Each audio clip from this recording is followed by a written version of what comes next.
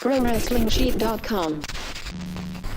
It's just, and I would say, like, it really couldn't have hit at a worse time because, there's only, I don't know, probably 5 people that know that I was actually supposed to start with WWE right after WrestleMania.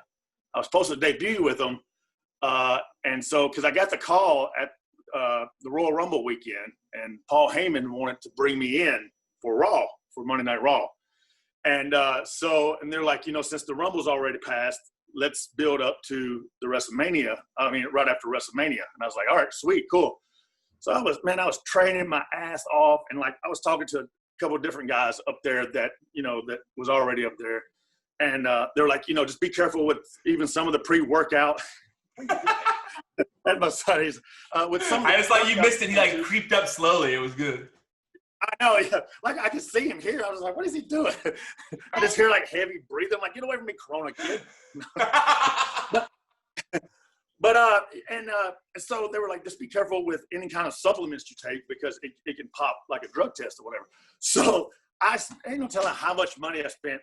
February, March, and the beginning of April, I went to a doctor and took drug tests once a month to make sure my whole system was completely clean. I was like, and so like, and I was busting my ass. I got down to 10% body fat, man. And I was ready. And then they're like, well, we're going to have to put it on hold because, this whole Corona deal and COVID-19. I was just like, are you kidding me? So and then, pause real fast. Hold on a second. So just because that's a lot you just dumped out right there. I didn't know all that. That's crazy. Sorry, I was keep on going by. No. I want to. Okay, so this was around. So then, if this time-wise, this is right after your NWA contract expired. Yeah. So what it was is they actually emailed me on Thursday before the Rumble weekend, but my email wasn't working, so I didn't get it till Wednesday when I got back home from the NWA stuff. Oh. And so I went and did the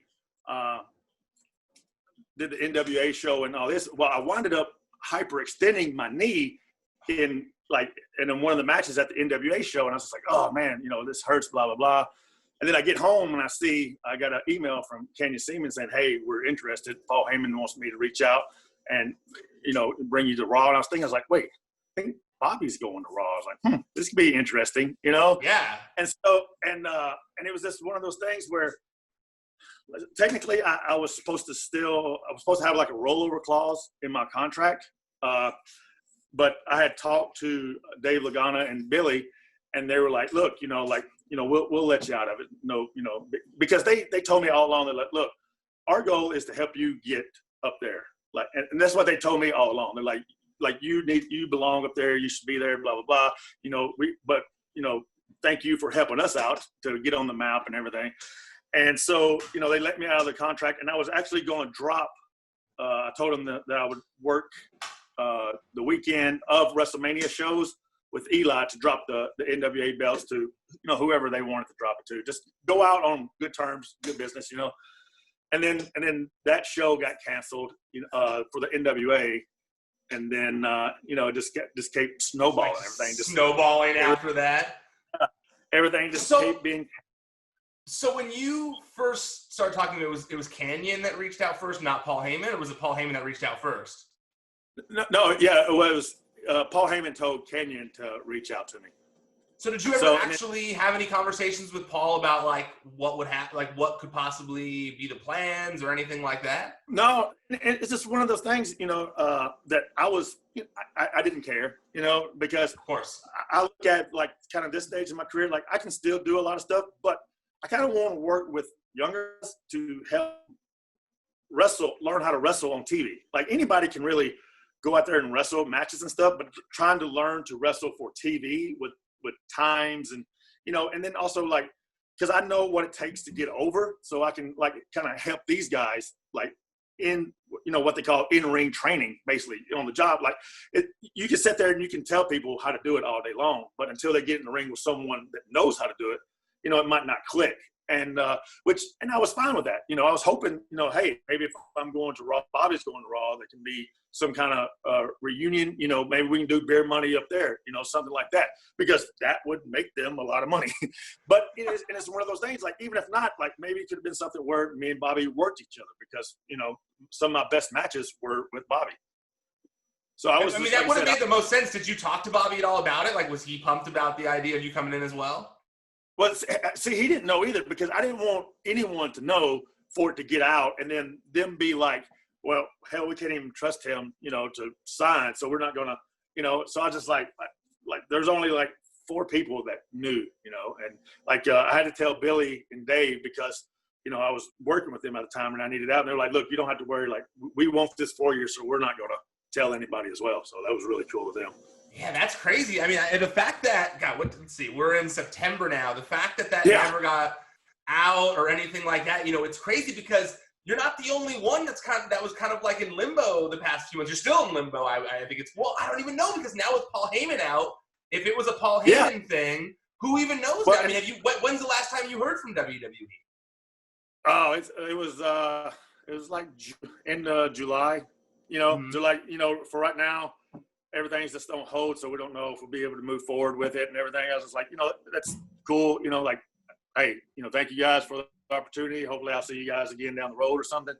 And I had messaged Paul and I was like, hey man, just so you know, like, right now it's, because they basically let so many talents go. Like, I didn't expect him to keep me around, And so he was just like, man, he goes, that's kind of a big loss for them. They don't even know it, because you could help out so much, and but hopefully, I don't know, you never know who might come into power and be like, hey, let's bring Storm in to help, with the younger talent as well.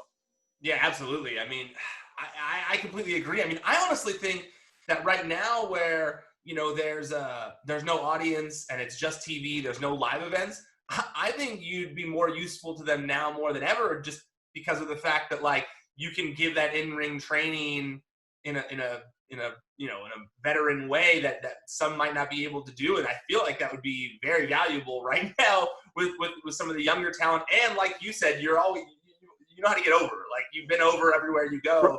So I feel like, right. You'd be a valuable commodity to them right now. Well, and it's like lately, over the last, I don't know, week and a half or whatever, like, I don't know why it just came out this past week that, my contract had expired in February with NWA. I'm like, why is it just coming out now? But, whatever, like, I don't, but, then there's so many people who are just like blowing up, like, hey, like, hopefully you and Bobby get back together, blah, blah, blah. And, you look at it, like, they don't really have tag teams on Raw, like they, like, and it's kind of one of those things. It's like, I don't know what Bobby's going to do, but even if they stuck us in a stable with, Ziggler in there as well, so he could just, I don't know, like, that could be something that really worked, and benefit whoever, So. Yeah, absolutely. Absolutely. I mean, hopefully Bobby coming back to TV soon helps usher that in, because, man, like, that's a bummer, man. Like, I can't even imagine what that must have been like the past few months. Like, it's bad enough. It's bad enough that we're dealing with a pandemic, but you were like up here, and then just like, man, dude.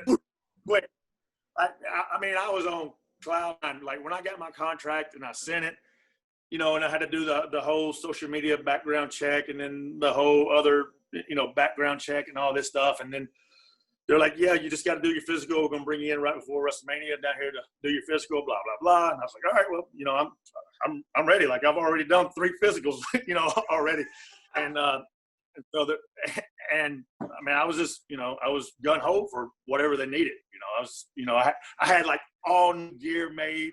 I was just like, and then when I get the, the call from Canyon, I'm just like, he's like, man, he goes, I'm so sorry, man. Like, but it's, like I said, it's how it goes. You just take it and just keep rolling, and it's, and like I said, it's not their fault. It's just how everything is right now. Like I said, like Heyman was really cool about it, and so yeah, like I said, you never know. So, like I said, and then I seen him when he came back. He went to SmackDown. I was like, oh, no. It's like, it was like, oh. Yeah, but then I heard, like, I guess they're doing something else with the writing team on Raw now or something.